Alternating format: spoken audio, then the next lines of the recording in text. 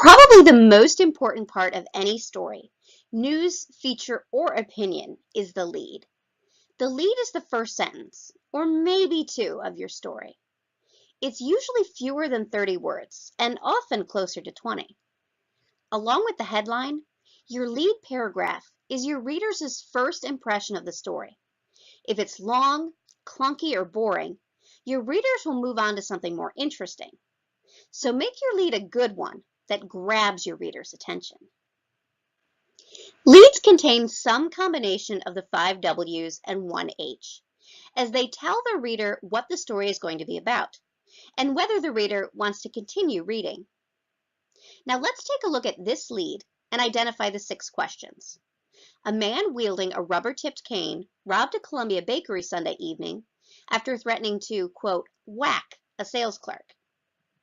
Who would be the man wielding a rubber-tipped cane? What? He robbed the place. When? The crime took place on Sunday evening. Where is the Columbia bakery? The why is not apparent. And how? By threatening to, quote, whack a sales clerk.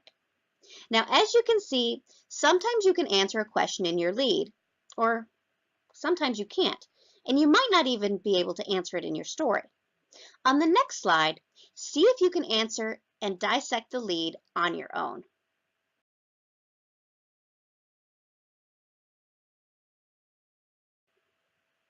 So how did you do? You might have assumed the why was because of the weather, but remember to not make any assumptions. The man could have been suffocated or had a heart attack, in which case the temperature had nothing to do with his death. You might not have a cause of death yet, so it's important not to assign one before the police or the coroner does. Since the lead is so important, we're going to spend some time going over some more examples found in the Hicks textbook. Now, most leads focus on the who or the what question. You want to ask yourself whether the focus is on the person or on what the person did. If the person is a celebrity or other well-known figure, who they might be more important than what they did. Now, the who is only named in the lead if it's a prominent name that readers will recognize. Otherwise, you get what's called the A person lead. A Durham Tech student was awarded a full tuition scholarship. A Raleigh man is in critical condition, or a Chapel Hill accountant lost their job. They will be identified later in the story because who they are is not as important as what happened to them. And here are a few more tips on writing your lead paragraph. Keep leads to one point rather than two. The main cause of clutter in a news lead is trying to say too much. Keep it tight and focused. Fewer than 30 words, remember, to encourage your audience to keep reading.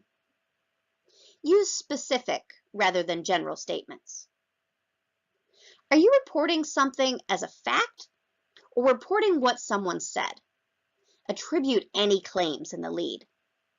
Don't say that Facebook rots the brain, but say who it is that's making the claim. Finally, you can use narrative style in your lead. Borrowing from storytelling, these leads are mini stories that have a beginning, middle, and end. They name their main characters, trying to get the reader involved with their story and what happens to them. There are also a few leads that you want to avoid.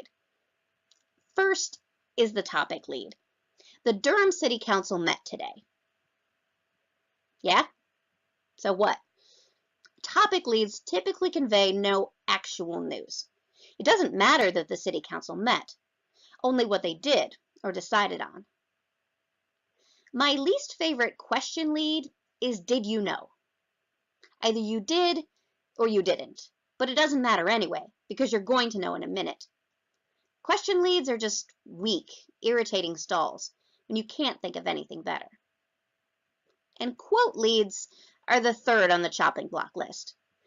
They often don't fairly summarize the story and can be opinions rather than facts.